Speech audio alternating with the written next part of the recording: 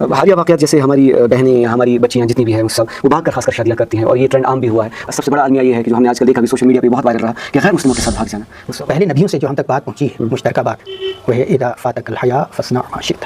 جب تم سے حیا ختم ہو جائے پھر جو چاہے مرضی کرو. جب خدا سے حیا نہیں ہے تو نماز چھوڑے گا, روزہ چھوڑے گا اور اللہ نے ایمان بھی چھوڑ دے گا. جب انسانوں سے حیا نہیں ہے, ماں باپ سے حیا نہیں ہے تو ان کے سامنے سگریٹ بھی پیے گا, ان کے سامنے بدکاری بھی کرے گا. بہت اہم کمی جو ہمارے اندر رہ گئی ہے وہ یہ ہے کہ ہم اپنے بچوں کو تربیت کی ٹور پر بھیجتے ہیں. اسکول کے ساتھ بھیج دیا, ایکسکرشن پر بھیج دیا, لیکن ہم نے کبھی ایسا نہیں کیا ہے کہ ہم بچوں کو مدرسہ دکھائیں, ہم مسجد دکھائیں, بالکل مسجد, ہم دینی اجتماع دکھائیں, دینداروں کی شکلیں دکھائیں. بالکل یہ ہم بھول گئے ہیں. تربیت یافتہ لوگوں کی شکلیں دکھائیں, علماء کے صحبت میں بیٹھا ہے. ہم نے مسجدوں سے بھی بچوں کو دور کر دیا ہے. میں کیسے توقع رکھوں گا جس مسجد کے اندر ماں باپ کے حقوق کا بیان ہو رہا ہے, اپنے بیان بچوں کو سنایا نہیں. کل مولود یولد علی الفطرہ, ہر بچہ فطرت پر پیدا ہوتا ہے. اسی کا میں نے یہ مفہوم بتایا کہ وہ جو ہے وہ حق پرست پیدا ہوتا ہے, اس نے حق کی تلاش میں حق کو قبول کرتا ہے. اس لیے میرا تجربہ ذاتی ہے کہ ہم بچے کو جب کہتے ہیں کہ تیرا خدا ہے, تیرا کو پالنے والا ہے, اس پر وہ کراس کوسچن نہیں کرتا ہے. وہ الستو بربکم کا وعدہ اس کے دماغ میں فطرت میں موجود رہتا ہے, پیدائشی طور پر. پھر آپ نے فرمایا اس کے والدین یا تو اس کو جو حفیدانی ہی یا نصرانی ہی یہودی بنا دیتے ہیں یا نصرانی بنا دیتے ہیں. اس پہ سائیکولوجیکل افیکٹ پڑے گا ماں باپ کا, ماں باپ جو بھی کریں گے ان کے حرکات کا, ان کے الفاظ کا, ان کے رویے کا سائیکولوجیکل افیکٹ ان پر پڑے گا. اگر وہ ماں باپ کو نماز پڑھتے ہوئے, اچھی بات کرتے ہوئے, اچھے کردار کے ساتھ دیکھے گا تو ویسے اس کے دل میں نقش ہو جائے گا کہ ہم نے اپنے بچے کے اخلاق کو درست کیا نہیں. بچپن سے ہم نے اس کو سکھایا ہے کہ تیرا برائٹ فیوچر ہونا چاہیے. اور برائٹ فیوچر میں ہم نے مراد لیا ہے روٹی, کپڑا, مکان, کریئر اورینٹڈ بنا دیا ہے دنیا میں, اچھی گاڑی, صحیح, اچھا شوہر یا اچھی بیوی, بالکل اچھا کھانا, میٹیریلسٹک تھنگس, بالکل صحیح. جب وہ میٹیریلسٹک ہے تو ظاہر ہے اس کو آپ نے اخلاقیات اور آخرت سے محروم کر دیا ہے. بالکل صحیح, وہ ٹوٹلی میٹیریلسٹک بن گیا ہے. شادیاں دیر سے کرتے ہیں, ایک بات. دوسری وجہ شادیوں کو مہنگا بنا دیا ہے. یہ سب سے بڑی وجہ شادیوں کو مہنگا بنا دیا. جبکہ رسول اللہ صلی اللہ علیہ وسلم نے ارشاد فرمایا تھا کہ سب سے بہترین نکاح وہ ہے جس میں کم خرچ. صحیح. اب خرچوں ہم نے بڑھا دی, رسومات ہم نے بڑھا دی. اب یہ بھی پورا کرو, وہ بھی پورا کرو, یہ بھی پورا کرو, حالات ہمارے سامنے ہیں. اب جب اس کو حلال طریقے سارے بند کر دیے, وہ حرام لگ رہی ہے. صحیح بات. تو وہ حرام کی طرف جائے گی. سو اس فکر کی وجہ سے جو مخلوط معلوم ہوئی ہے, یعنی لڑکا اور لڑکی اب آزادی طریقے سے گھوم رہے ہیں, ماں باپ اوپر سے پہلے سے نظر نہیں رکھ رہے ہیں. یہ بھی وجہ ہو سکتی ہے کہ یعنی یہ اس کاموں میں پڑھ رہے ہیں کہ لڑکا اور لڑکی جو ہے اس قدم کو اٹھائیں. آج کل سکھایا جاتا ہے آپ کو اسکول میں, الفاظ پڑھائے جاتے ہیں شائنس النس. صحیح, بالکل. جبکہ آپ صلی اللہ علیہ وسلم نے فرمایا الحیا شعبۃ من الایمان, ایمان کا اہم ترین شعبہ ہے. الحمد للہ وکفا وسلام علی عبادہ الذین اصطفیٰ لا حول ولا قوۃ الا باللہ العلی العظیم. آج ہمارے پوڈ کاسٹ کے مہمان ہیں دارالعلوم بلالیہ سری نگر کے استاد حضرت مولانا مفتی نعیم الرحمن فاروقی القاسمی دامت برکاتہم العالی. السلام علیکم مفتی نعیم الرحمن صاحب. وعلیکم السلام ورحمۃ اللہ. جی آپ کا بہت بہت شکریہ کہ آپ نے ہمیں وقت دیا. میں آپ کا شکر گزار ہوں کہ آپ حضرات نے مجھے اس لائق سمجھا ہے کہ میں آپ کے ناظرین اور آپ کے سامعین تک کوئی بات پہنچا سکوں. جزاکم اللہ خیر. آپ سے ہم سیدھے سوالات پہ آتے ہیں. کچھ برننگ ایشوز ہیں ہمارے آج کل کے سوسائٹی کے, تو اسی کے لیے ہم نے آپ کو مدعو کیا اور آپ سے ہم نے التماس کے ٹائم کے لیے. سب سے پہلا مسئلہ ہمارے یہاں پہ ہے جوانوں کا, کیونکہ جیسے ہم سب واقف ہیں اور سوشل میڈیا پہ ایکٹیو ہیں لگ بھگ سارے, اور سب لوگ اس چیزوں کو جانتے ہیں. ہماری یوتھ, خاص کر ہمارے لڑکے, ہماری لڑکیاں, اصل میں ہم نے یہ چیزیں دیکھی کہ دینی تعلیم سے ہمیں لگتا ہے شاید دور ہیں, یا تو تربیت میں کچھ کمی آئی ہے. آپ کے حساب سے کیا یعنی اس کا سدباب ہو سکتا ہے, یا اس کا کیا تریاق کیا ہو سکتے ہیں ان کو واپس سے راست میں لانے کے لیے؟ دیکھیے, یہ صرف ہماری سوسائٹی کی بات نہیں ہے, پوری دنیا کے بچوں کا یہی حال ہے. اور بچوں کی تربیت کا آغاز ہمارے ماں باپ اور ہمارے جوانوں کی منگنی سے ہوتا ہے. اس لیے کہ جیسی ماں ہے اور ویسے اس کے بچے ہیں. ماں بچے کے لیے سب سے پہلا مدرسہ, سب سے پہلا کالج, سب سے پہلی یونیورسٹی ہے. اس لیے سب سے پہلے ہمیں منگنیوں اور نکاحوں کے وقت جوڑوں کو خوب پرکھ کر اور سمجھ کر تلاش کرنا چاہیے. آپ نے اپنے فیوچر کے بچوں کا یا بچوں کے فیوچر کا, دونوں کا, ان کے رخ کو اسی وقت آپ نے متعین کر دیا ہے جس دن آپ نے منگنی کی ہے, جس دن آپ نے شادی کا سوچا ہے. مطلب ایک اور مسئلہ بھی اسی زمین میں آپ سے کہوں گا کہ ایک اور رواج ہے ہمارے یہاں پہ منگنیوں کا, پھر اس کے بعد شادیوں کا. شادی اور منگنی کو الگ الگ رسوم سمجھا جاتا ہے. کیا منگنی سچ میں اسلام میں اس کا کوئی جواز ہے؟ اب سوال سے سوال تو نکلتا ہی جائے گا جی اور آپ پوچھتے بھی جائیں گے اور جی پوچھنا چاہیے بھی. جی منگنی کو شریعت میں خطبہ کہتے ہیں. جی خطبہ کے معنی ہوتا ہے نکاح کا وعدہ. جی منگنی فی نفسی ہی منگنی جی یہ تو ضروری ہے، صحیح. اس لیے کہ دونوں طرف کی رضامندی کا ہونا ضروری ہے. جی دونوں طرف کے لڑکے لڑکی کا ایک دوسرے کو دیکھنا اور ایک دوسرے کے مزاج کو اور خاندان کو دیکھنا جی صحیح. یہ اس وجہ سے ہے جی کہ ہمارے رشتے صحیح سمت میں چلے اور وہ اپنی پوری زندگی نبھاتے رہیں. جی بالکل. اگر یہاں نہیں دیکھیں گے تو آگے کہیں نہ کہیں مسئلہ ٹوٹنے پر آ جاتا ہے. جی لیکن مفتی صاحب اس میں ایک اور مسئلہ بہت بڑا ہے جی. کہ کیا اس میں یعنی لڑکی یعنی اپنے لیے پسند کرے گی، لڑکا بھی اپنے لیے پسند کرے گا؟ یہاں پہ مسئلہ یہ ہو جاتا ہے کہ نکاح ہو جاتے ہیں پہلے، پھر بعد میں رخصتی ہوتی ہے اور وہ ٹوٹ جاتے ہیں. مسائل یہ بھی ہیں. جی اسی لیے عرض کر رہا ہوں، حدیث پاک کے اندر ایک قصہ نقل کیا گیا ہے کہ ایک شخص کو ایک عورت پسند تھی جی اور اس عورت کو وہ شخص پسند تھا. جی اس عورت کے والیان نے اس کی مرضی کے بغیر ان کا نکاح دوسری جگہ کر دیا. جی وہ آئی آپ صلی اللہ علیہ وسلم کے پاس شکایت کی. جی آپ نے اس نکاح کو توڑ دیا اور اس کا نکاح اس جگہ کیا جہاں عورت کی مرضی تھی. جی تو مرضی کا ہونا اور ایک دوسرے کے ساتھ تعلق کا ہونا جی اس اعتبار سے کہ ایک دوسرے کو مزاج کو سمجھ سکے جی اور اپنی خواہش اور خیال کو موافق بنا سکے، یہ ضروری ہے. جی البتہ خاص طور سے عورت کے لیے جی یہ ضروری ہے کہ چونکہ اس کے تجربات، جی زمانے کے تجربات اور زندگی کے تجربات اتنے نہیں ہوتے ہیں جی اور بمقابلہ لڑکے کے، جی لڑکے کی اکثری زندگی باہر رہتی ہے جی صحیح. تعلیم کے سلسلے میں، جی روزگار کے سلسلے میں وغیرہ، تو لڑکے کے اندر تجربات کے مواقع زیادہ ہیں جی. بمقابلہ لڑکی کے. جی اس لیے شریعت نے لڑکی کو یہ کہا ہے جی کہ وہ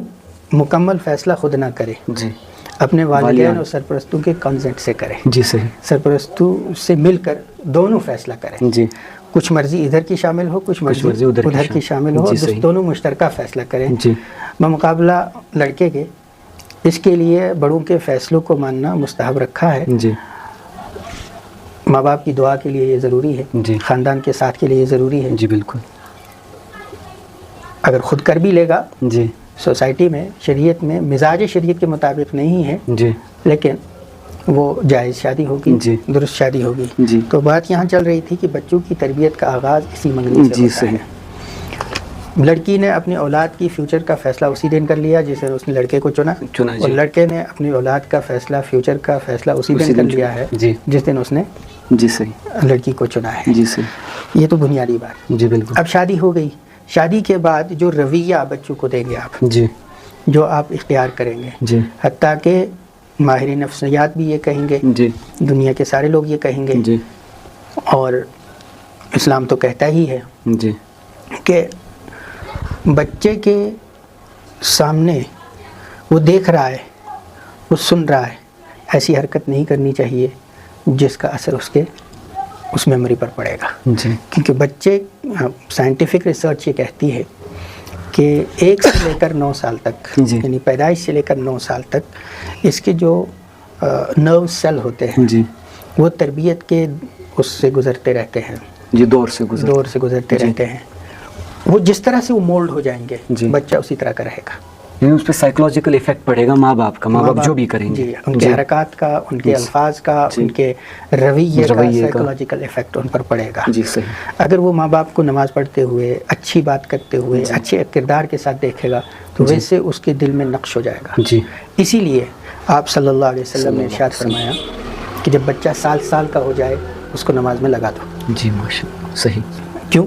یہ اس کی بننے کا وقت ہے. جی جس طرح آپ اس کو بناؤ گے ویسے ہی بنے گا.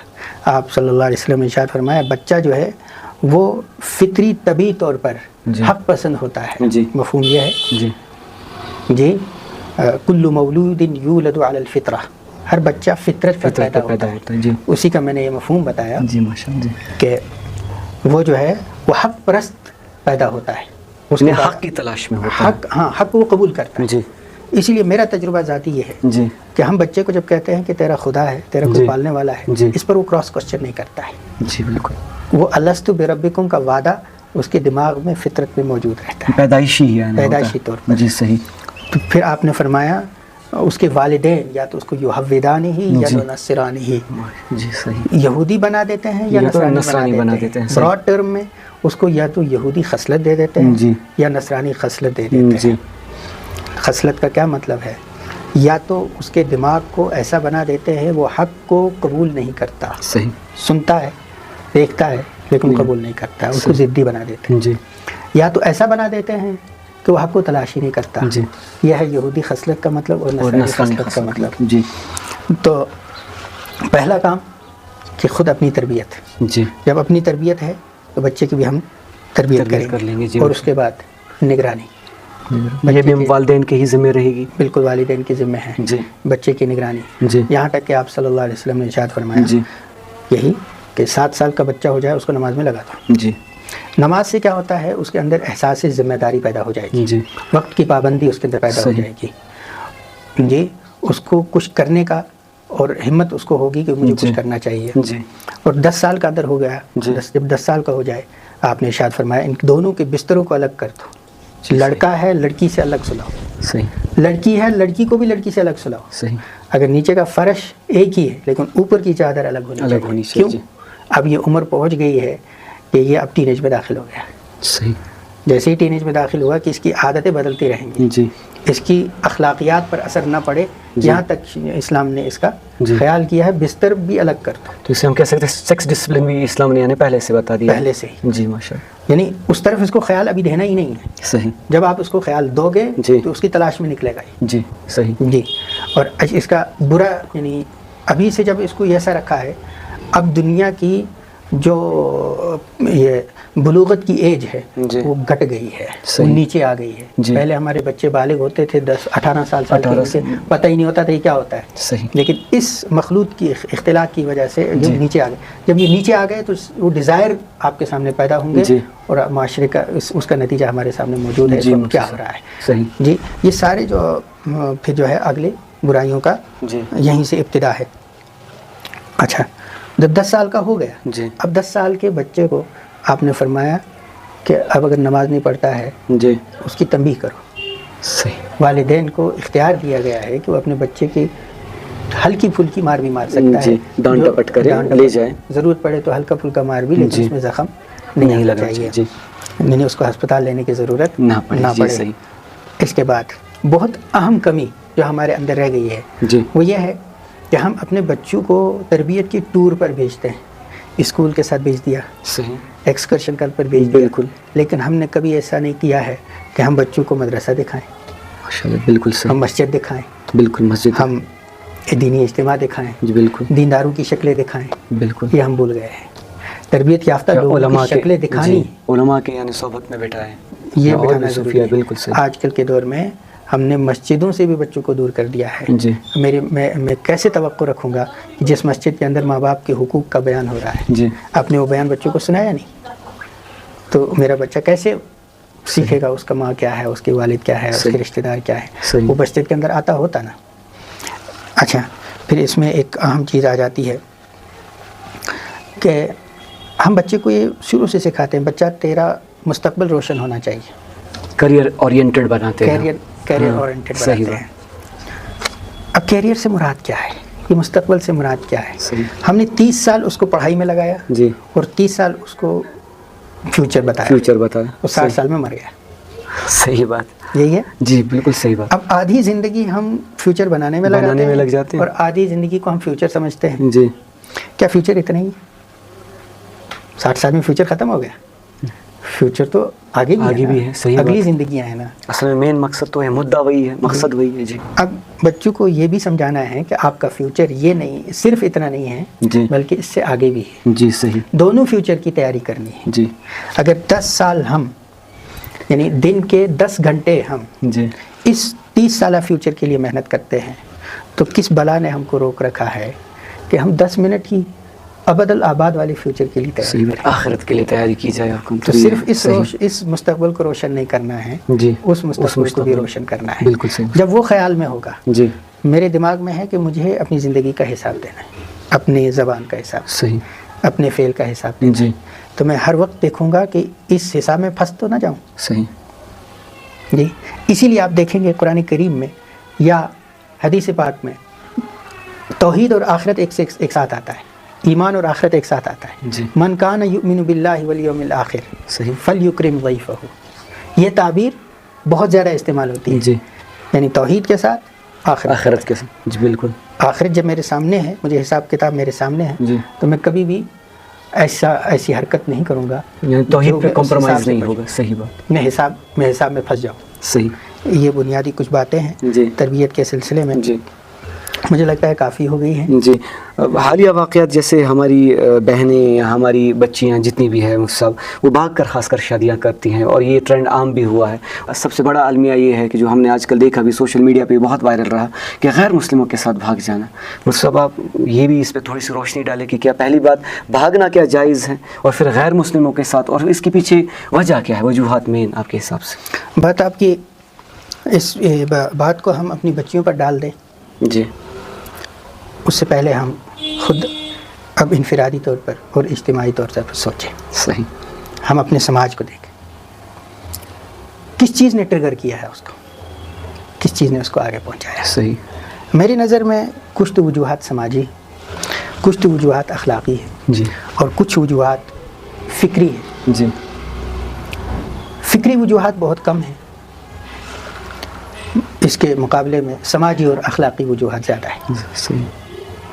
اخلاقی وجہ وہ وہی بات آئی کہ ہم نے اپنے بچے کے اخلاق کو درست کیا نہیں. بچپن سے بچپن سے ہم نے اس کو سکھایا ہے کہ تیرا برائٹ فیوچر ہونا چاہیے. صحیح. اور برائٹ فیوچر میں ہم نے مراد لیا ہے روٹی, کپڑا, مکان. صحیح. کریئر اورینٹڈ بنا دیا ہے, اور دنیا اچھا بنگلہ, جی اچھی گاڑی, صحیح, اچھا شوہر یا اچھی بیوی, بالکل, اچھا کھانا, جی میٹیریلسٹک تھنگس. میٹیریلسٹک بنا بالکل دیا. صحیح. اور جب وہ میٹیریلسٹک ہے جی تو ظاہر ہے اس کو آپ نے اخلاقیات اور آخرت سے محروم کر دیا ہے. بالکل صحیح. وہ ٹوٹلی میٹیریلسٹک بن گیا ہے, تو میٹیریل ہی ڈھونڈے گا بالکل صحیح. اور ڈھونڈے گی. صحیح بات, بالکل جی. صحیح. جی ایک بات یہ اخلاقی وجہ ہے, جی بالکل. اور دوسری سماجی وجہ ہے. سماجی وجہ کیا ہے؟ میں نے ابھی عرض کیا تھا کہ ایک تو ہم نے بلوغت کو کھینچ کے پیچھے لایا, جی اختلاط کر کے. ہاں, مخلوط ہو گیا سب کچھ. جب سامنے دکھ رہا ہے مجھے سیب ہے لال پیر, ایک دم لال جی اور ڈیلیشس ہے, جی پانی تو آئے گا بھائی, بالکل صحیح.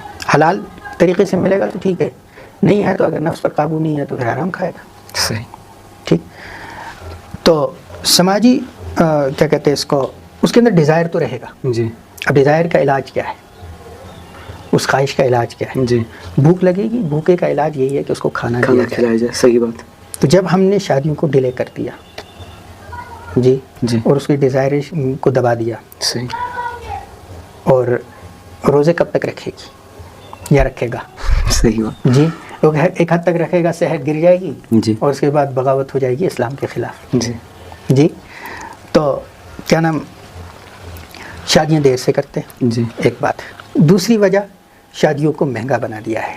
یہ سب سے بڑی وجہ, شادیوں کو رواج ہم نے وغیرہ مہنگا بنا دیا, رسومات. جبکہ رسول اللہ صلی اللہ علیہ وسلم نے ارشاد فرمایا تھا کہ سب سے بہترین نکاح وہ ہے جس میں کم خرچ. کم خرچ. صحیح.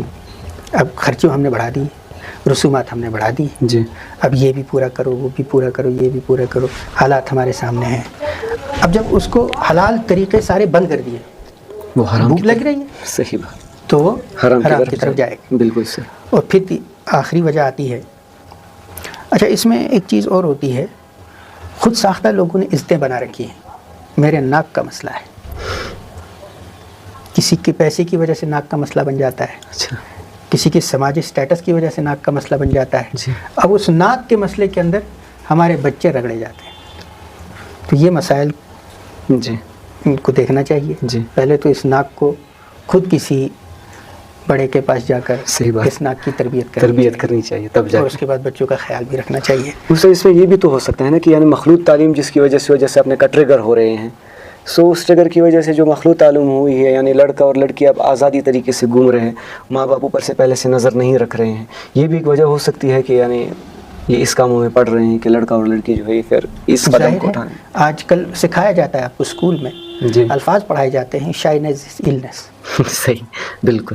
جب پھر آپ صلی اللہ علیہ وسلم نے فرمایا الحیاء شعبۃ من الایمان، یہ ایمان کا اہم ترین شعبہ ہے. صحیح. اور آپ نے فرمایا پہلے نبیوں سے جو ہم تک بات پہنچی ہے، مشترکہ بات، وہ ہے اذا فاتک الحیاء فاصنع ما شئت، جب تم سے حیا ختم ہو جائے پھر جو چاہی مرضی کرو. جب خدا سے حیا نہیں ہے تو نماز چھوڑے گا، روزہ چھوڑے گا، اور اللہ نہ کرے ایمان بھی چھوڑ دے گا. بالکل. جب انسانوں سے حیا نہیں ہے، ماں باپ سے حیا نہیں ہے، جی. تو ان کے سامنے سگریٹ بھی پیے گا، ان کے سامنے بدکاری بھی کرے گا. صحیح. جب لوگوں سے حیا نہیں ہے تو پھر یہ بے لگام ہو جاتا ہے. تو سب اس میں ایک اور مسئلہ بھی ہے کہ دیکھو اتنی بڑی بڑی شادیاں کر لیتے ہیں ہم کشمیر میں، خاص کر رواج ہے، بڑی شادیاں کرتے ہیں، رواج ہے، رسومات اب عام ہے، پیسے یعنی پانی کی طرح بہائے جاتے ہیں. اس کے باوجود شادیاں ٹک ہی نہیں پا رہی ہیں، طلاق کا ریشو حد سے بھی زیادہ ہے، حد سے بھی زیادہ طلاق کا ریشو ہو رہا ہے. اچھا. اور یہ ایک مسئلہ ہو رہا ہے اس میں. اب اس کے پیچھے کیا یعنی اس پر میں ابھی اس کا جواب دیتا ہوں. جی. پہلے سوال کا ایک جواب میں نے بتایا تھا، تیسری وجہ ہے فکری وجہ. جی فکری وجہ. جی بالکل. فکری وجہ کیا ہے کہ کچھ غلطیاں ہماری ہیں، کچھ غلطیاں عوام کی ہیں. علماء کی کچھ کوتاہیاں یہ ہیں کہ ہم نے زمانے کے اعتبار سے دین کو نہ سمجھا ہے اور نہ سمجھا پا رہے ہیں. جی. کچھ غلطیاں عوام کی ہیں، جی. وہ آ کر ہم سے پوچھتے بھی نہیں ہیں. نتیجہ کیا ہوتا ہے کہ دین کی طرف سے، اسلام کی طرف سے غلط فہمیاں پیدا ہو گئی ہے، اور دوسری چیز ان کو اچھی لگنے لگ گئی ہے. جی. اس سلسلے میں مثلا کوئی جاتا ہے اور لوگوں نے سمجھ لیا ہے کہ اسلام پریکٹیکل مذہب اب نہیں رہا. کیوں؟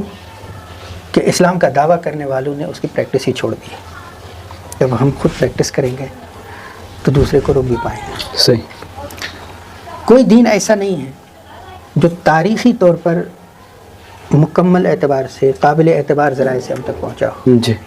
مثلا سناتن دھرم ہے، جی. یا عیسائیت ہے، عیسائیت، یا یہودیت ہے، یا کوئی دوسرے مذہب ہے.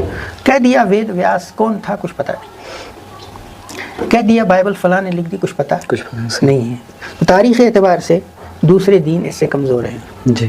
فکری، یہ ان لوگوں کو میں کہہ رہا ہوں جو فکری طور سے غلط فہمیوں کا شکار ہو گئے ہیں. جی.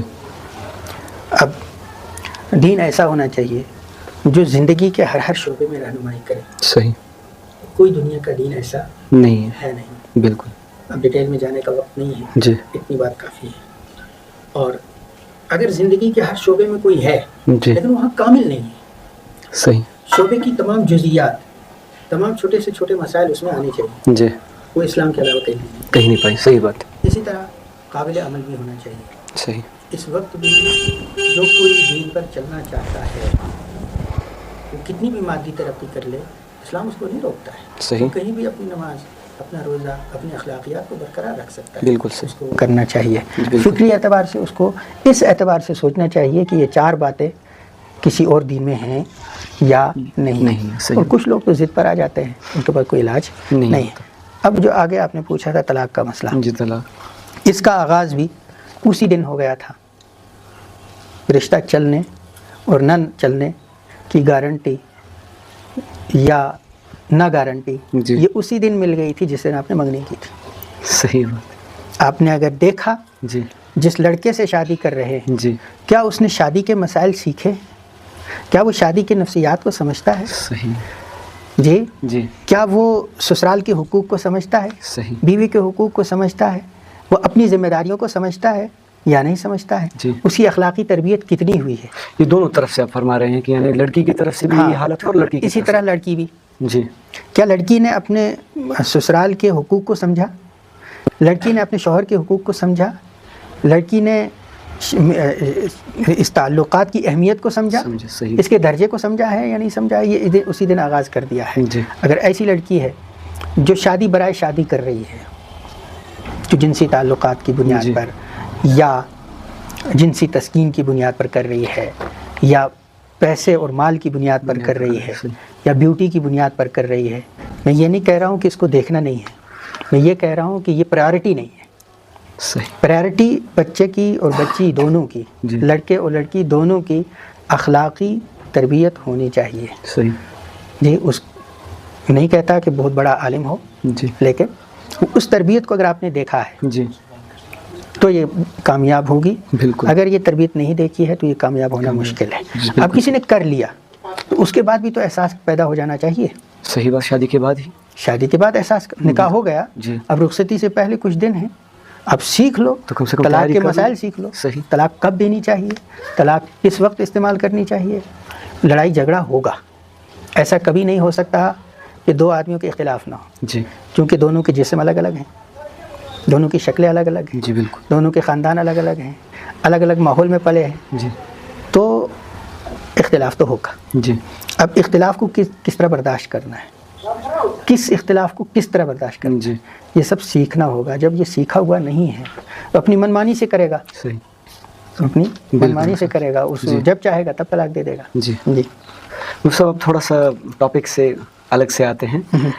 جیسے آپ خود ایک مدرسے سے اس وقت منسلک ہیں اور سری نگر میں کافی جانا مانا دارالعلوم ہے, اور چوٹی کا دارالعلوم مانا بھی جاتا ہے ہمارے سری نگر اور مضافاتی علاقہ میں دارالعلوم بلالیہ. تو ہم آپ سے یہی سوال پوچھیں گے اس میں کہ دارالعلوم جتنے بھی ہیں ہمارے, یا مدارس جتنے بھی ہیں, یہ خاص کر اس کی یہاں پہ جو موومنٹ چلا انڈیا میں, یہ دارالعلوم دیوبند سے چلا. دارالعلوم دیوبند کا موومنٹ اور دارالعلوم دیوبند کا جو یعنی یہ ہم کہیں ایک مشن جو چلا, وہ سیاسی بھی تھا, وہ سماجی بھی تھا, وہ تبلیغ کے اعتبار سے بھی تھا, اور پھر اگر اس کے ساتھ میں اگر دیکھیں علمی تحریک بھی انہوں نے بہت زیادہ چلائی. اور آج بھی اگر ہم دیکھیں, خاص کر میں آپ کا فوکس لا رہا ہوں سیاست پر, کہ انڈیا میں ہم دیکھیں دارالعلوم دیوبند کے کئی علماء جو ہیں جو اس وقت براہ راست سیاست میں ملوث بھی ہیں اور بہت بڑیا کام کر بھی رہے ہیں. اس طریقے سے اگر ہم پڑوس ملک کی بات کریں, وہاں کے بہت بڑے علماء ہیں جو کہ اس وقت سیاست میں بہت آگے ہیں, یہاں آگے ہوتے ہیں ہر بل میں, پارلیمنٹ میں, یہاں تک کہ ہمارے جوڈیشری نظام میں, ہر چیز میں, ایگزیکٹو مانے, جوڈیشری مانے, چاہے ہم لیجسلیچر مانے, علماء نے وہاں پہ یعنی اپنا کام کیا ہے. خاص کر میں علماء دیوبند کی بات کروں. لیکن کشمیر میں جب ہم دیکھ لیتے ہیں علماء دیوبند کا, تو ہم دیکھ سکتے ہیں کہ پولیٹکس کے اعتبار سے تھوڑے سے پچھڑے ہوئے ہیں, یا یہ ہم کہتے ہیں تھوڑی سی دوری ہے. اس کے پیچھے وجہ کیا ہے مجھ سے؟ یہ یقیناً ہے کہ سیاست دین کا حصہ ہے. بالکل صحیح. اس کا مقصد اور اسلام کا مقصد صحیح. لوگوں کو انصاف مہیا کرنا ہے. صحیح. اس کا مقصد اپنی کرسیاں حاصل کرنا نہیں ہے, عہدے حاصل کرنا نہیں ہے. آپ صلی اللہ علیہ وسلم نے ارشاد فرمایا کہ پہلے امتوں میں انبیاء ہی سیاست کیا کرتے تھے. صحیح. اور جب میرے بعد یعنی اب تو انبیاء نہیں ہیں, بالکل, اب جو سیاست کریں گے وہ کام بنیادی طور پر علماء کا ہے. صحیح. ٹھیک. مسئلہ یہ ہے کہ افرادی طور پر اور اجتماعی طور پر جی.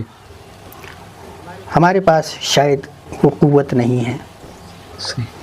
شاید وہ افرادی قوت ہمارے پاس نہیں ہے کہ ہم براہ راست اس میں قدم رکھ سکیں. البتہ اس میں میرا ایک سوال بنتا ہے, وہ یہ سوال یہ ہے کہ کیا دیندار کا ہر شعبے میں جانا ضروری ہے, یا ہر شعبے میں رہنے والے کو دیندار بننا ضروری ہے؟ میرا کاؤنٹر کوشچن یہ ہے. اور ہمارے اکابر سے اب تک مزاج یہ رہا ہے. حضرت مجدد الفسانی رحمۃ اللہ علیہ کو دیکھ لیجیے, حضرت اس سے اوپر جا کر امام غزالی کو دیکھ لیجیے, امام راضی کو دیکھ لیجیے, ان سے بھی اوپر جا کر امام ابو حنیفہ کو دیکھ لیجیے, امام مالک کو دیکھ لیجیے, امام شافعی کو دیکھ لیجیے, وغیرہ وغیرہ. جی. ان تمام اکابر کو آپ دیکھیے. حضرت شاہ ولی اللہ کو دیکھ لیے ہندوستان میں. صحیح. ان کی علمیت, ان کے تقوی اور ان کے اسلام کا چہرہ ہونے پر تو کسی کو شک نہیں. بالکل.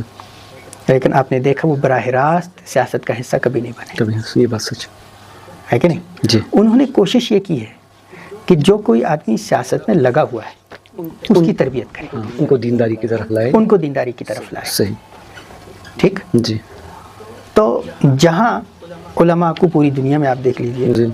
جہاں علماء کو وقتی حالات اور جگہ کے حالات کی وجہ سے مناسب لگتا ہے خود سامنے آنا چاہیے، جی وہ سامنے آتے ہیں۔ جہاں ان کو زمان اور مکان کے حالات کے اعتبار سے لگتا ہے کہ ہمیں سامنے آنے سے بجائے فائدے کے نقصان ہوگا، جی وہاں کوششیں کرتے ہیں جی جو پہلے سے وہاں موجود ہیں جی ان کو دین کی طرف موڑا جائے۔ موڑا جائے، آپ صحیح۔ نے دیکھا حضرت مجدد الفسانی رحمۃ اللہ علیہ نے جی کئی سال جہانگیر کے لشکر میں گزارے، صحیح بات، اور جہانگیر کو ہی بدلنے کی کوشش۔ ہم نے اکبر کو نہیں اتارا، ہم نے اکبر کو بادشاہ سے اتارا نہیں، تخت سے نیچے نہیں کیا، صحیح، ہم نے اسی کے خیالات کو بدلنے کی کوشش کی، اور الحمدللہ وہ آخر میں مسلمان ہو کے گیا۔ جی بالکل کامیاب بھی رہے۔ اور پھر آپ دیکھیے اس مشن کو، حضرت مجدد الفسانی کے مشن کو بعد میں ان کے خلفاء، خاص طور سے ان کے بیٹے حضرت خواجہ معصوم نے آگے بڑھایا، صحیح بات، اور اتنا بڑھایا کہ اس وقت کے طاقت ترین بادشاہ حضرت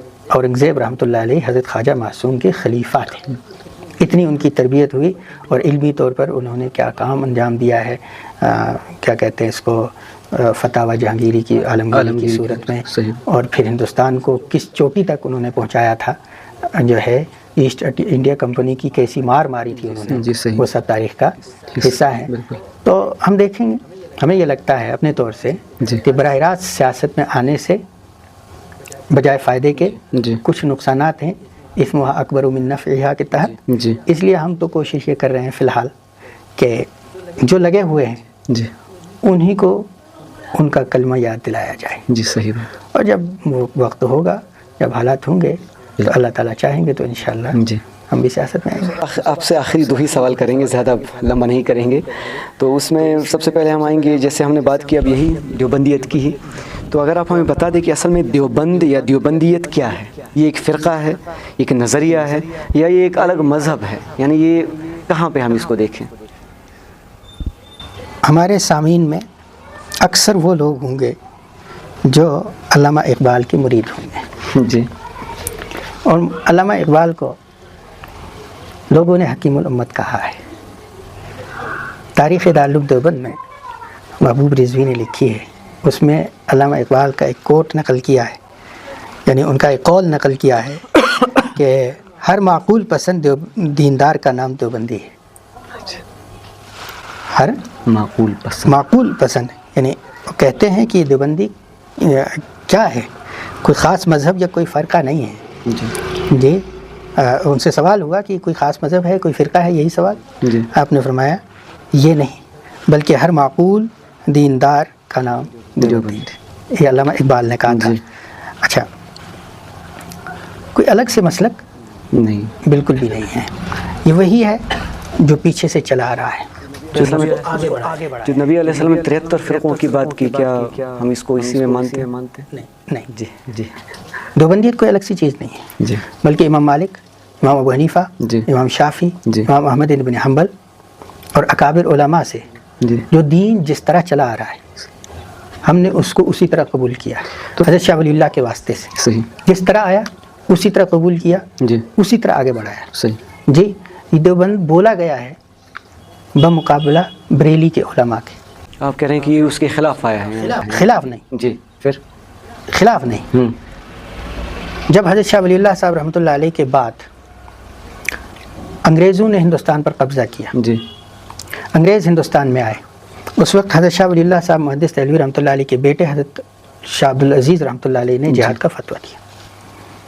جی تو جب انگریز کے ساتھ ٹکر ہوئی 1857، جس کو آپ نے غدر پڑھا ہے، غدر پڑھا، جی، مسلمانوں نے کیا اس لیے اس کو غدر کہا، پہلی جنگ آزادی بھی بولتے ہیں، کوئی غیر مسلم ہوتے جی تو اس کو جنگ آزادی کہتے ہیں۔ صحیح، جی اس جنگ آزادی کے اندر جب دیکھا انگریز نے کہ یہ مولوی لوگ تو بہت زبردست لوگ ہیں، صحیح، یہ تو ہمیں یہاں ٹکنے نہیں دیں گے، تو کریک ڈاؤن ہوا۔ اس کے بعد اچھا، زبردست کریک ڈاؤن ہوا، دلی کے سارے مدارس کو ڈھا دیا گیا، ٹھیک۔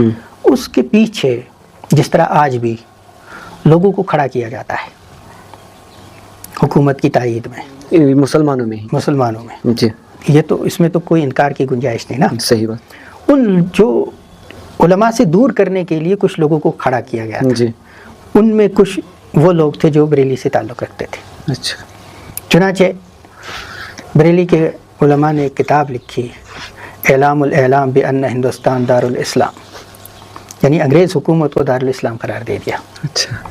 کس نے لکھی یہ آپ خود تلاش کر لیجیے. جی صحیح. جی تو یوں کر کے اس کو الگ کیا گیا اور انہوں نے فقہ حنفی کی تشریح اپنے ایک مخصوص انداز سے کی. جی ٹھیک. اس کے مقابلے میں فقہ حنفی کی ایک تشریح وہ لوگ کر رہے تھے جو دیوبند کے مدرسے سے تعلق رکھتے تھے. صحیح. ٹھیک. جی. تو فقہ حنفی کی تشریح کے اعتبار سے جی ہم دیوبندی ہیں. جی باقی ہم وہی مذہب، وہی مسلک، وہی طریقہ اور وہی عقائد لے کر چل رہے ہیں جی. جو حضرت شاہ ولی اللہ صاحب محدث دہلوی رحمۃ اللہ علیہ ہم کو دے کر گئے تھے.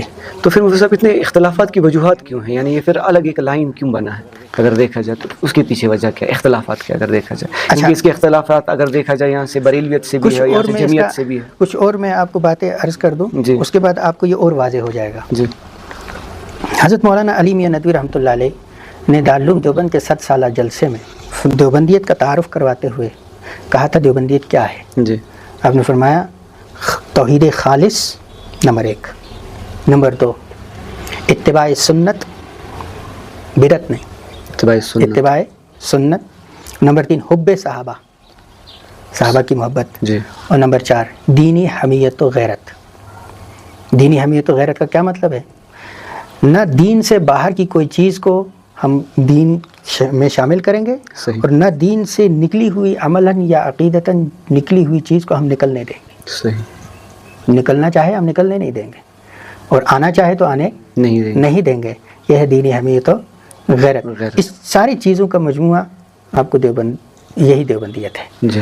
اچھا، حضرت مفتی محمود حسن گنگوہی رحمۃ اللہ علیہ نے دیوبندیت کا تعارف ایک اور انداز سے کروایا. کیا آپ نے فرمایا عشق الہی کی تپش آپ کے سینے کے اندر شعلہ زن ہونے چاہیے. آپ کے دل کے اندر عشق الہی اور اللہ کا عشق کوٹ کوٹ کر ہونا چاہیے. دوسرا، تمام بدعات محدثات سے اجتناب ہونا چاہیے. توحید خالص پر اعتماد ہونا چاہیے. یعنی مجھے اللہ پر اتنا اعتماد ہے کہ مجھے غیر اللہ کے سامنے ہاتھ پھیلانے کی ضرورت نہ پڑے. یہ اعتماد ضروری ہے. نبی اکرم صلی اللہ علیہ وسلم کی محبت تمام مخلوق کی محبت پر غالب ہونی چاہیے. زندگی کا ہر گوشہ اتباع سنت میں ہونا چاہیے.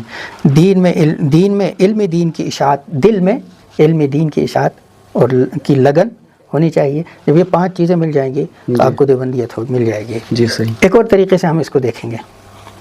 یہ سوال ہے تو ہر اینگل سے ہم اس کو تولیں گے تو کھل کر سامنے آئے گا. 4 الفاظ ہیں. ایک ہوتا ہے دین، ایک ہوتا ہے مسلک، ایک ہوتا ہے مذہب اور ایک ہوتا ہے منہج. دین کہتے ہیں اسلام کی وہ باتیں، وہ عقائد، اسلام کے وہ عقائد جو دلائل قطعیہ سے ثابت ہو. دین حضرت آدم علیہ السلام سے لے کر اب تک ایک ہی ہے. وہ بھی مسلمان تھے، ہم بھی مسلمان. جی. یہ ہے دین. پھر دوسرا لفظ میں نے کہا تھا مسلک. مسلک نام ہے دلائل ظنیہ سے ثابت شدہ عقائد کا. وہ عقائد جو دلائل ظنیہ سے ثابت ہوتے ہیں. اور دلائل ظنی کیا ہے؟ وہ حدیث اور صحابہ سے ثابت شدہ عقائد. جو ان کو مانتا ہے وہی مسلک اہل السنت والجماعت ہے. جی. جی. جو ان سے اجماعی طور پر دلائل ظنیہ سے ثابت شدہ مسائل کو نہیں مانتا وہ الگ ہو جائے گا. صحیح. ٹھیک. پھر آگے میں نے تیسرا لفظ استعمال کیا مذہب. مذہب نام ہے اجتہادی احکام کا. جی. جیسے مذہب حنیفہ، ابو حنیفہ، مذہب مالکی، مذہب شاہ. یہ اختلاف جو ہو رہا ہے نا، یہ نہ دین میں ہے نہ مسلک میں. مسلک میں، یہ مذہب میں. یہ تیسرے والے اس میں عقیدے میں ہمیں کوئی اختلاف نہیں ہے. جی. کسی سے بھی نہیں. جی. یعنی تینوں مذاہب میں، چاروں مذاہب میں عقیدے میں کہیں اختلاف نہیں. صحیح. نہ دین میں اختلاف ہے نہ مسلک میں اختلاف. البتہ اجتہادی مسئلے میں اختلاف. صحیح. اجتہادی مسئلہ کیا ہے؟ مثال کے طور پر آپ کا وضو خون سے ٹوٹ جائے یا نہ ٹوٹ جائے. صحیح. آپ صلی اللہ علیہ وسلم سے دونوں طرح کی روایتیں ثابت ہیں. جی. جی.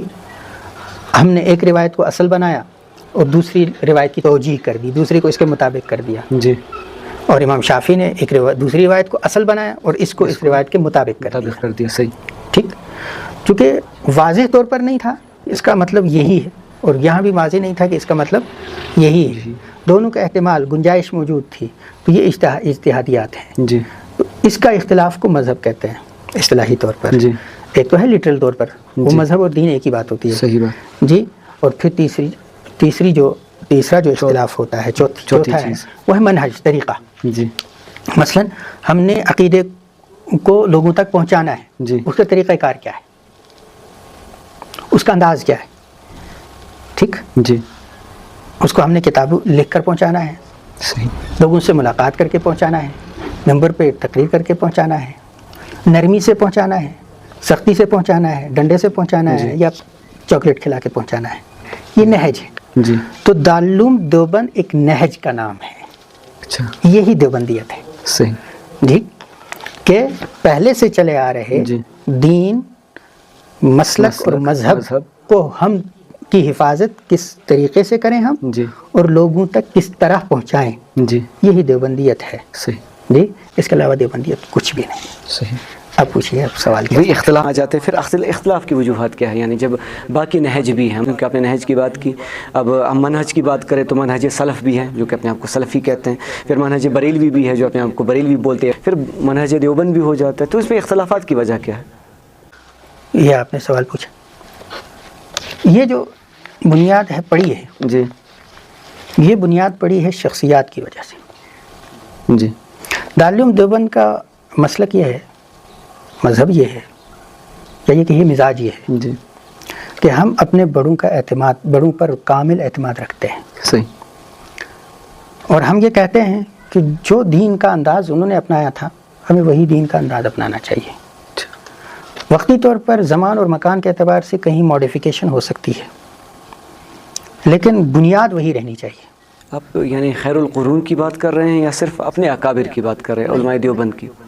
ہم شاہ ولی اللہ اور ان سے پہلے کی بات کر رہے ہیں. پہلے کی آپ ان سلف کی بات کر رہے ہیں. ہم ان کی بات. کچھ لوگ یہ بھی طنز کرتے ہیں نا کہ نہیں یہ صرف یعنی جو کہ دیوبند سے ریلیٹڈ ہے، جو کہ ایک شہر ہے اور اس مدرسے میں یا اس کے شاخہ میں پڑھے. کہ ہمارا مزاج یہ ہے. جی. میں ایک واقعہ سناتا ہوں جس سے آپ کو اندازہ ہو جائے. جی. ہماری روحانیت کے مرکز ہیں حاجی امداد اللہ صاحب مہاجر مکی رحمۃ اللہ علیہ. صحیح. انہوں نے میلاد پر کتاب لکھی کہ عید میلاد ہونی چاہیے. صحیح. لکھی کتاب.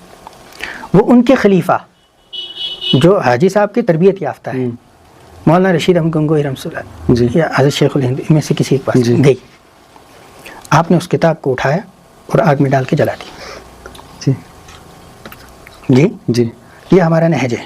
یعنی جو بات سلف سے چلی ہوئی نہیں آ رہی ہے، جو اکابر صحابہ سے چلی ہوئی نہیں آ رہی ہے، وہ میرا شیخ بھی اگر کہتا ہے مجھے قبول نہیں کرتے، وہ رد ہو جائے گی. صحیح. ٹھیک. جی. تو حضرت نے فرمایا کہ میں نے مسائل سلوک میں حضرت سے بیعت کی ہے، مسائل شریعت میں حضرت سے بیعت نہیں کی ہے. بالکل صحیح. ہمارا حال تو یہ ہے. حضرت مفتی سعید صاحب پالن پور رحمۃ اللہ علیہ فرمایا کرتے تھے کہ اگر ہمارے اکابر سے کوئی غلط مسئلہ چل گیا، ہمارا طریقہ کیا ہے؟ ہم ان کو پورا سمان دیں گے، پورا احترام کریں گے، اور پھر اس غلط مسئلے کا کیا کریں گے؟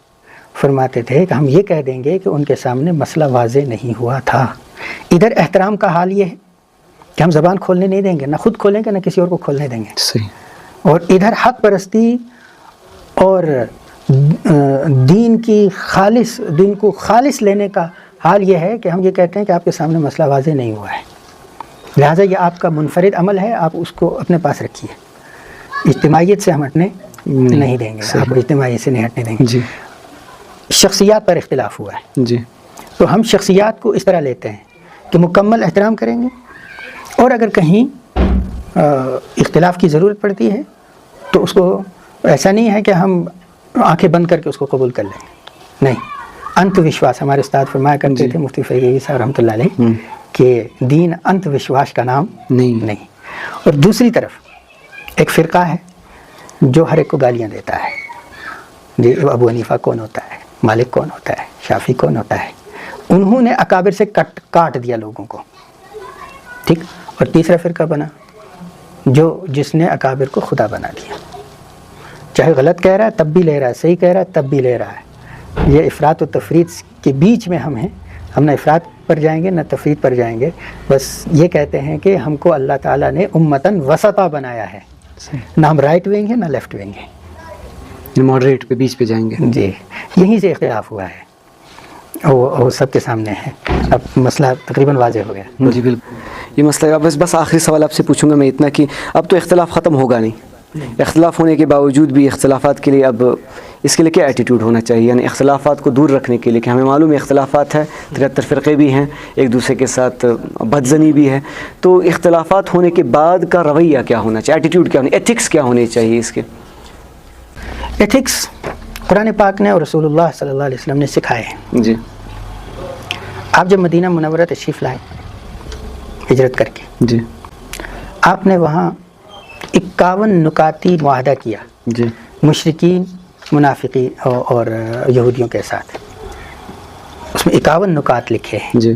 ہم کو اس کو مطالعہ کرنا چاہیے, دیکھنا چاہیے کہ مشرکین کے ساتھ کیا رویہ ہے, بعد میں منافقین پیدا ہو, خاص کر کنسٹیٹیوشن آف دی مدینہ کہتے ہیں شاید انگلش میں. جی, وہ ہمارے سامنے رہنا چاہیے. جی. اور پھر رویہ کیا ہے, ایک اور مثال دیتا ہوں. قرآن کریم کی پہلی سورہ بقرہ ہے. جی.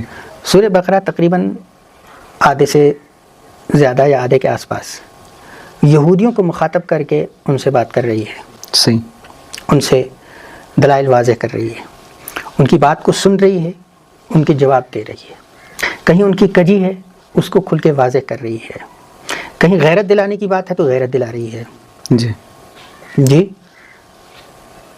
اسی طرح سورہ بقرہ کے بعد سورہ آل عمران شروع ہوتی ہے. سورہ آل عمران بھی تقریباً آدھی وہ بحث کر رہی ہے نصارہ کے ساتھ. صحیح. نصارہ کے ساتھ بحث ہو رہی ہے. نصارہ کے ان کے سوالات کے جوابات دیے جا رہے ہیں, ان کی غلط فہمیوں کو دور کیا جا رہا ہے. صحیح. جی. اور آخر میں ایک بات فرمائی, اب اس ساری پروسیس کے اس آخری بات سے پہلے ادعو الی سبیل ربک بالحکمت والموعظۃ الحسنہ. جی. صحیح. جی, خدا کے بندوں کو خدا کی طرف بلاؤ حکمت کے ساتھ, بالکل نرمی کے ساتھ. اولا لہو قولا لینا. صحیح. جی, نرمی کے ساتھ. جی. اور کبھی اگر ہجو کی ضرورت بھی پڑتی ہے تو وہ حضرت حسان ابن ثابت نے کیا ہے. صحیح بات. لیکن ایسا بھی نہیں جی کہ ہر وقت اسی کام میں لگے رہو. جی. ایک تنقید ہوتا ہے, سب قطع کلامی کے لیے معافی چاہوں گا. وہ تنقید یہ ہے کہ کہا جاتا ہے کہ علماء دیوبند یا جو بھی ان کا موقف سخت ہے. سخت مطلب یہ ہے کہ یعنی یہ کسی کی سنتے نہیں ہیں, اور چھوٹے چھوٹے جو ہیں, یعنی چاہے وہ کوئی حافظ ہی نکلا ہو یا ابھی 2-3 کتابیں ہی اس نے پڑھی ہوں, اور وہ مناظرے کے لیے تیار ہو جاتا ہے اور اوروں کو ریفیوٹ کرنے لگتا ہے. یہ کیوں؟ یہ تھوڑا سا سوال ریزرو رہے گا, پہلے میں اپنی بات پوری کر دوں. اس میں یہ کہا تھا, عرض یہ کیا تھا کہ کیا کہتے ہیں اس کو, موعظت حسنہ ہونا چاہیے. صحیح بات.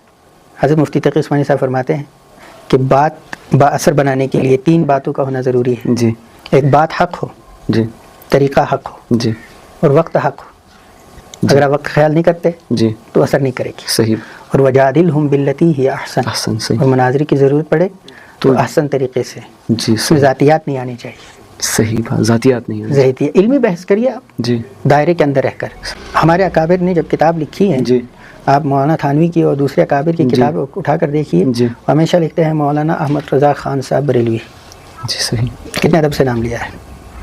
جی, اس کا خیال ہمیں رکھنا چاہیے. بالکل. اور پھر اس کا حل کیا ہے؟ میں نے ابھی مثال پیش کی, قرآن کریم نے سورہ بقرہ میں مخاطب کیا یہودیوں کو. تمام ان کے ساتھ مجادلہ ہوا. جی. موعظت بھی ہوئی. جی. دعوت بھی ہوئی. موعظت بھی ہوئی اور مجادلہ بھی ہوا. صحیح. نہیں مانے. یہی کام نصارہ کے ساتھ بھی ہوا. جی. نہیں مانے. صحیح. اس کے بعد قل یا اہل الکتاب تعالوا الی کلمۃ سواء بیننا وبینکم الا نعبد الا اللہ ولا نشرک بہ شیئا. ٹھیک ہے, آپ ہماری باتوں کو قبول نہیں کرتے ہو, صحیح, نہ کریے. مشترکہ باتوں پر تو آ جائیے. قومی اور ملی جو مشترکہ مسائل ہیں, جی, اس میں تو ایک دوسرے سے اس میں اتحاد ہو سکتا کی ضرورت نہیں ہے نا. جی. دشمن ہم کو دیوبندی اور بریلوی کی حیثیت سے یا غیر مقلد یا اہل حدیث کی حیثیت سے نہیں دیکھ رہا ہے. صحیح. دشمن ہم کو مسلمان کی حیثیت سے دیکھ رہا ہے. صحیح. اندر کا اختلاف, اندر میں اپنے لوگوں کو کہیے جی. کہ ہمارا مسئلہ یہ ہے, جی, دلیل یہ ہے, جی, مخالف کا جواب یہ ہے. صحیح. میں اپنی مسجد میں کہوں گا جی, یہ میرا ڈیموکریٹک حق بھی ہے, صحیح, یہ میرا اسلامی حق بھی ہے, صحیح, اور یہ میرا انسانی حق بھی ہے, اور بیسک ہیومن رائٹس میں آتا ہے. لیکن میں کسی کی توہین کا قائل نہیں نہیں ہوں. توہین کرنے کی کوئی ضرورت نہیں ہے جی. اور قومی اور ملی مسئلے پر جی. سب کو متحد ہونا چاہیے. جی بالکل. بہت بہت شکریہ مفتی صاحب، آپ نے ہمیں وقت دیا. جزاکم اللہ آپ کا خیر. احسان ہے، آپ نے عزت بخشی.